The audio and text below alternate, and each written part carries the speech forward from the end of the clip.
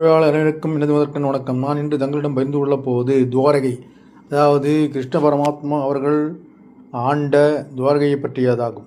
துவாரகா அல்லது துவாரகை என்பது இந்தியாவின் குஜராத் மாநிலத்தில் அரபிக்கடல் கரையில் அமைந்துள்ள ஒரு வரலாற்று சிறப்புமிக்க மற்றும் மிகவும் புகழ்பெற்ற ஆன்மீக நகரமாகும்.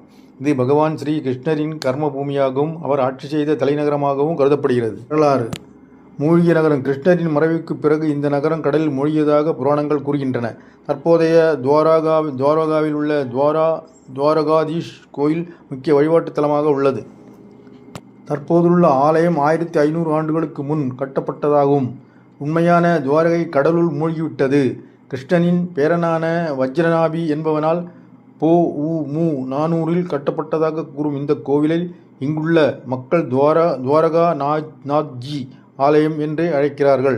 இப்போதுள்ள கோவிலும் 4வது முறையாக பொ.உ 16ஆம் நூற்றாண்டில் மேலை சாளுக்கிய பாணியில் கட்டப்பட்டதாகும்.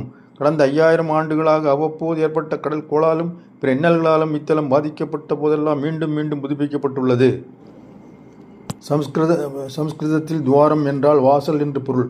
பல நுழைவாயில்களை கொண்ட நகரம் என்பதால் இதற்கு துவாரகை அல்லது துவாராவதி என்ற பெயர் வந்தது.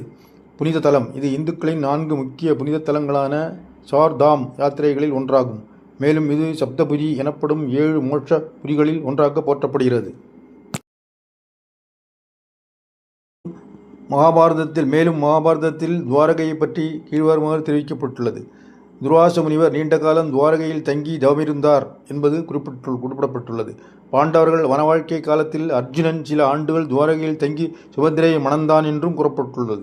பாண்டவர்கள் காடுரை வாழ்க்கையின் போது பாண்டவர்களின் புதல்வர்களான அபிமன்யு, உபபாண்டவர்கள் மற்றும் பணியாட்கள் இந்திரசேனன் என்பவன் தலைமையில் துவாரகையில் தங்கினர்.